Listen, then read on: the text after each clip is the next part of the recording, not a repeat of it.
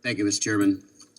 I speak in support of the HOPE Act, High Quality Opportunities in Post-Secondary Education. This is the Republican view of what higher education reauthorization should look like. And I know we have two different proposals on the table here.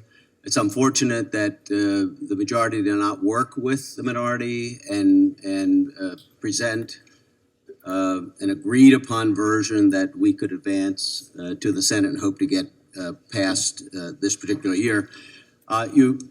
Two different versions. We do agree on certain aspects of higher education which need to be addressed, but the visions of how to address that really are very, very different as you look at the details of both of these proposals.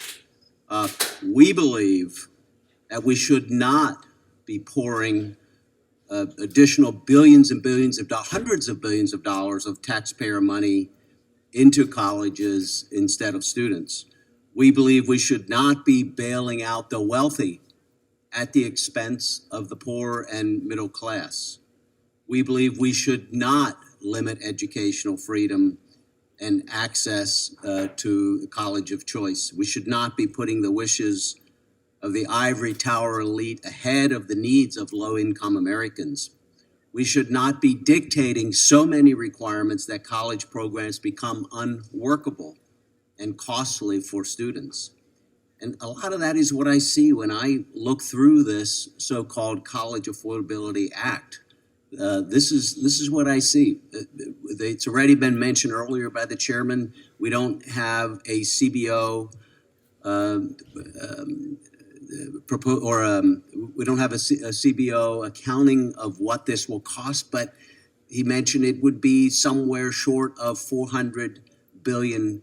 That is significant costs that will be added to the taxpayers. I see policies in the College Affordability Act that put politics and special interests above bipartisan solutions. I think it's wrong. And I think we need to recognize there can be a better bipartisan way to address the challenges that students face in higher education. The HOPE Act proposes a higher education system that is designed beginning to end with students in mind. Specifically, the Republican substitute furthers students' interests by expanding student access to higher education through Pell for shorter-term programs, through promoting apprenticeships, through improving early aid awareness, through simplifying the FAFSA, and expanding college access programs using evidence-based innovations. It improves student aid, a Pell Grant bonus, simplified one grant, one loan, one campus-based aid structure, proposes elimination of origination fees and affordable monthly payments that caps total interest accrual. The HOPE Act encourages institutions to better serve students by rewarding institutions to help their Pell recipients graduate, by providing access to new providers of high-quality education, by encouraging competency-based education, and other creative methods of delivering post-secondary education to reduce costs and accelerate learning. It encourages institutions to better serve students by expanding initiatives like Pay for Success, dual enrollment, and career-centered programs.